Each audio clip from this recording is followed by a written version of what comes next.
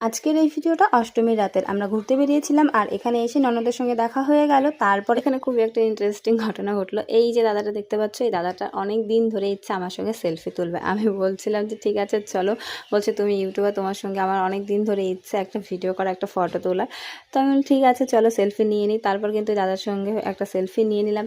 আজকে তোমাদের আমাদের গ্রামের পুজো প্যান্ডেলগুলো ঘুরে দেখাবো। আজকে আমাদের গ্রামটা ঘুরে দেখবো যে কোথায় কীরকম প্যান্ডেল করেছে। আর গ্রামের পুজো প্যান্ডেল মানেই বুঝতে পারছো একদমই নর্মাল। সবাই মিলে ঘুরছি, খুবই আনন্দ লাগছে, কারণ বছরে একবার মা আসে আর সেই দিনটার জন্য আমরা অনেকটাই অপেক্ষা করে থাকি।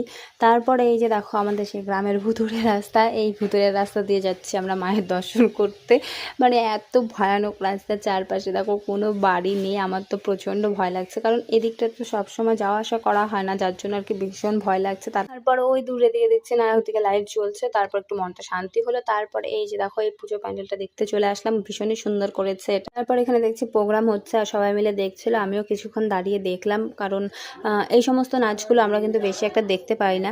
আর এই গানগুলো হচ্ছে ভাউরিয়া গান, তো এই ভাউরিয়া গানের নাচগুলো দেখতে ভীষণই ভালো লাগছিল, তাই কিছুক্ষণ দাঁড়িয়ে দেখছিলাম। আর এই যে দেখো গামছা দিয়ে কিন্তু শাড়িগুলোও পরেছে, মানে অনেকটা কিন্তু ওই আদিবাসী টাইপের মতোই আর কি করেছে। তারপর কিন্তু দেখতে বেশ ভালোই লাগছে। তারপর আবারও চলে গেলাম আরও একটা পুজো প্যান্ডেলে। আমাদের এখানে কিন্তু মোটামুটি 6 থেকে 7 খানা পুজো প্যান্ডেল আছে।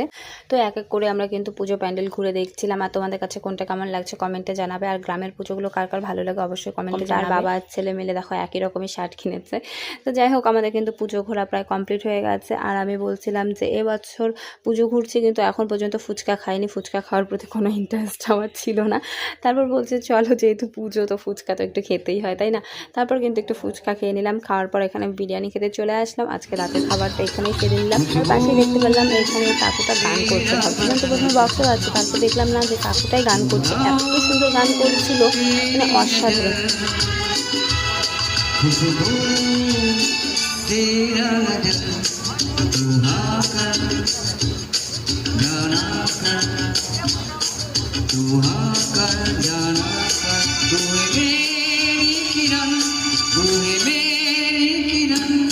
जादू तेरी नजर,